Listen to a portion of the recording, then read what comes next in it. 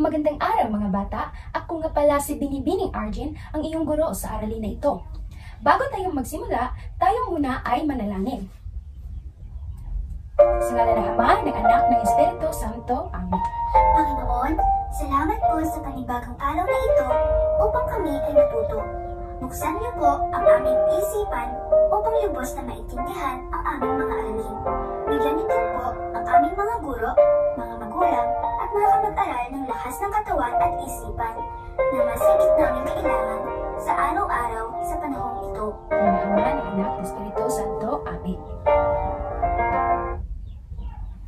So, meron ba ditong lumiban sa ating klase? So, magaling. So, walang lumiban. So, narito ang aking alintuntunin sa klase. Una, maupo ng maayos. Pangalawa, makinig ng mabuti sa talakayan. So, makinig kayo ng mabuti upang may pupulot kayo ng aral sa ating aralin ngayon. Pangatlo, itaas ang kanang kamay kung may katanungan. So, itaas niyo lang ang kanang kamay nyo kung may gusto kayong itanong sa akin. Susunod, pagbabalik aral. Ano ba yung mga tinatalakay natin sa nakaraang araw? Magaling! Tinatalakay natin ang pagkilala sa mga kasapi ng mga pamilya. Sino-sino kaya ang mga kasapi sa pamilya? Magaling! Tatay, si nanay, si ate, sino pa? Si kuya. Sino pa? Meron pa? Si bunso. At iba pa. So, susunod naman tayo sa ating paksa. So, meron ako rito picture na nakagupit. So, ipapazong nyo to or ididikit nyo ito sa Manila paper. Ipapangkat ko muna kayo ng 5 grupo. So, ang bawat pangkat ay mag-uunahan sa pagbuo ng larawan at idikit ang nakalaan na Manila paper. So, narito ang mga picture. So, bibigyan ko lamang kayo ng 5 segundo dahil madali lang naman itong idikit. Timer start now. So, natapos ng oras, so nadikit nyo na ang inyong larawan sa Manila paper. So, tingnan natin ang inyong nadikit na larawan. So, ngayon ay magtatanong ako sa inyo kung ano ang inyong nabuo na larawan. So, sa pangkat 1, ano ang inyong nabuong larawan? Magaling, ito ay walis. Sa Tagalog, ito ay tinatawag na walis tambo. Pangkat 2, ano ang larawan na iyong nabuo? Magaling, ito ay lampaso. Sa Tagalog, tinatawag itong bunot. So, lampaso sa atin, pero tinatawag ito sa Tagalog bunot. Pangkat 3, ano ang nabuo ninyong larawan? Magaling, ito ay map. So, map ang nabuo sa pangkat 3. Pangkat 4, ano ang larawan na iyong nabuo? Tumpak, ito ay vacuum cleaner. Pangkat 5, ano ang larawan na iyong nabuo? Tumpak, ito ay daspan. So, in Tagalog, tinatawag itong pandakot. So, pandakot ang nabuong larawan sa pangkat 5. Magaling mga bata. So, alam nyo ba kung ano ang gamit sa mga kagamitan ito? Mahusay, ito ay ginagamit sa paglilinis. Ang galing mga bata, nabuo nyo ng maayos ang larawan. So ngayon ay, meron tayo dito 2 larawan. So, sa larawan na ito, hayaan ko kayong pagmasdan itong larawan. So, magtatanong ako sa inyo kung ano ang nakikita nyo sa larawan gamit ang gabay na tanong. So, okay? Ano ang napansin nyo sa larawan? Magaling! Magkaiba ang larawan A at larawan B.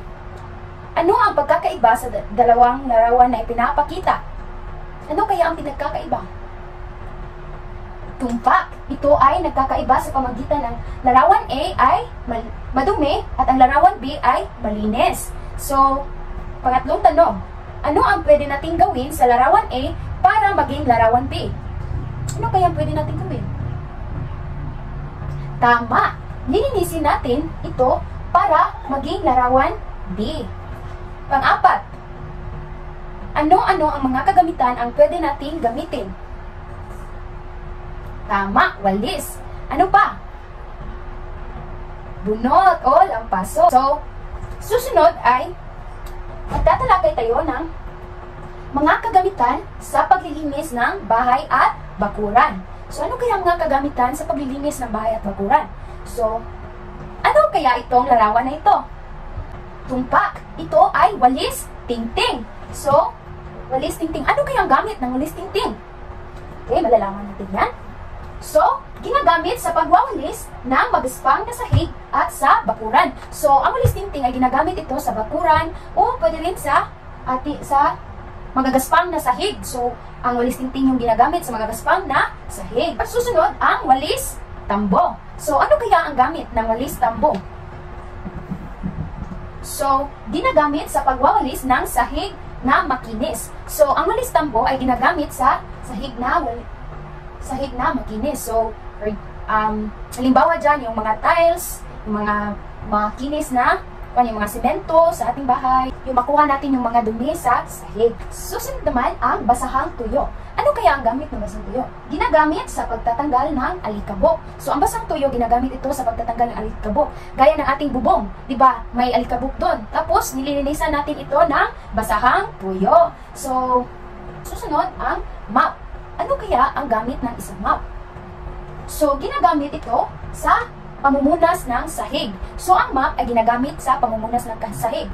Dahil, ang mop ay nakatutulong itong makapalilinis ng sahig. Like, halimbawa, yung mga dumi na dumidikit sa sahig na hindi matatanggal sa walis lang. So, ginagamitan ito ng mop upang makuha yung mga dumi na nandun sa sahig. Susunod naman ay vacuum cleaner. Ang vacuum cleaner, ito ay ginagamit sa pagsipsip ng alikabok sa carpet at mga upuang upholstered. So, ang vacuum cleaner, ginagamit ito sa ilalim ng upuan, sa carpet, upang makuha yung mga alikabok na nandun sa ilalim ng upuan or carpet. So, ginagamitan natin ng vacuum cleaner para makuha yung mga dumi. Galing. So, susunod naman ang kalakay o rake. So, ang kalakay ay ginagamit sa pag-ipon ng mga kalat tulad ng mga tuyong dahon at damo. So, ginagamit ang kalakay upang iipon yung mga kalat. Like for example, yung mga dahon na kalat. So, iipon ng kalakay yung mga dahon upang makuha ito sa dustpan. Para madali lang makuha sa dustpan kasi nga nakatapok na yung mga dumi at damo. Susunod naman ang bunot. Ano kaya ang gamit ng isang bunot? So, ginagamit sa pagpapakintab ng sahig. So, ang bunot, ginagamit ito sa pagpakintab ng sahig. Sino rito ang nakaka-experience ng paggamit ng isang bunot? So, halos kayong lahat. So, ginagamit ang bunot sa pagpakintab ng sahig. So, magkasama silang dalawa ni floor wax. Magaling. So, ginagamit silang dalawa upang mas kikintab ang sahig. Susunod, ang pandakot o dustpan. Ano kaya ang gamit ng pandakot? Ginagamit upang dakutin ang mga dumi o basura. So, siya yung dadakot sa mga basura o mga dumi ng ating winawalis. So, siya yung dadakot sa mga dumi at basura. Susunod naman ay ibang mga kagamitan sa paglilinis ng bahay. Ano kaya ang ibang mga kagamitan? So, una, ang sabon at tubig. So, ano kaya ang gamit nito? Sabon at tubig. So, ang sabon at tubig, paglilinis ng sahig at mga bintana. So, ang sabon at tubig, di ba? Ito yung ginagamit natin sa bahay kapag tayo ay maglilinis ng ating bintana. Pwede sa sahig, pwede rin sa mga bintana. Magaling. Floor wax. So, sino nakakilala sa floor wax? So, kayong lahat. So, nakakilala kayo sa floor wax. Ano kaya ang gamit ng floor wax? So, ginagamit ang floor wax sa pagpakintab ng sahig. Susunod, ang suka at lumang dyaryo.